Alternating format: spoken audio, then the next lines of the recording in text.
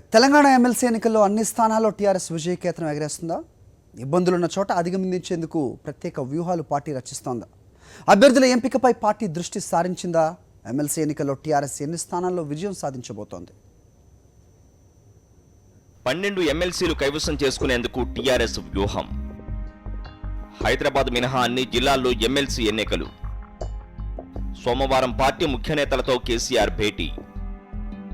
కరీంనగర్, రంగారెడ్డి, మహబూబ్ నగర్లో 2 స్థానాలు. డిసెంబర్ 2 నుంచి నామినేషన్ల స్వీకరణ. డిసెంబర్ 27న పోలింగ్, 30న కౌంటింగ్. వరంగల్ ఫలితమిచ్చిన బూస్టుతో ఉత్సాహంగా కనిపిస్తున్న తెలంగాణ అధికార పార్టీ టీఆర్ఎస్ వచ్చే నెలలో జరిగే 12 ఎమ్మెల్సీ స్థానాలను కైవసం చేసుకోవాలని వ్యూహం రచిస్తోంది. సంఖ్యాపరంగా చూస్తే 9 ఎమ్మెల్సీ స్థానాలు టీఆర్ఎస్ సునాయాసంగా సాధిస్తుంది. మహబూబ్ నగర్, నల్లగొండ, ఖమ్మంలో టీఆర్ఎస్ కు కాస్త ఇబ్బంది కనిపిస్తోంది. టికెట్ల కోసం అధికార పార్టీలో అప్పుడే హడావుడి మొదలైంది. కాంగ్రెస్, టీడీపీ నుంచి వచ్చిన నేతలకు ప్రయారిటీ కనిపిస్తోంది. గెలుపుపై గట్టి ధీమాతో ఉన్న టీఆర్ఎస్ 4-5 రోజుల్లోనే అభ్యర్థులను ఖరారు చేసే అవకాశం ఉంది. ఇందులో భాగంగా సోమవారం పార్టీ ముఖ్య నేతలతో టీఆర్ఎస్ అధినేత కేసీఆర్ సమావేశమవుతున్నారు. ఈ సమావేశంలోని అభ్యర్థులను ఎంపిక చేస్తారని సమాచారం.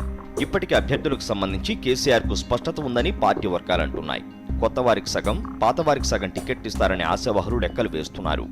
ఎమ్మెల్సీ ఎన్నికల బాధ్యతను సీనియర్ మంత్రులు హరీష్ రావు, తుమ్మల నాగేశ్వరరావు, పోచారం శ్రీనివాసరెడ్డి, ఈటల రాజేంద్రకు అప్పగించారు. 2వ సీటు గెలుచుకోవడంలో ఇబ్బందులున్న జిల్లాలపై వీళ్లు ప్రత్యేక దృష్టి సారిస్తున్నారు. 12కు 12 గెలుచుకోవడం ద్వారా జీహెచ్ఎంసీ ఎన్నికలకు ఉత్సాహపూరిత వాతావరణంలో వెళ్లాలన్నది టీఆర్ఎస్ అధినేత ఆలోచన.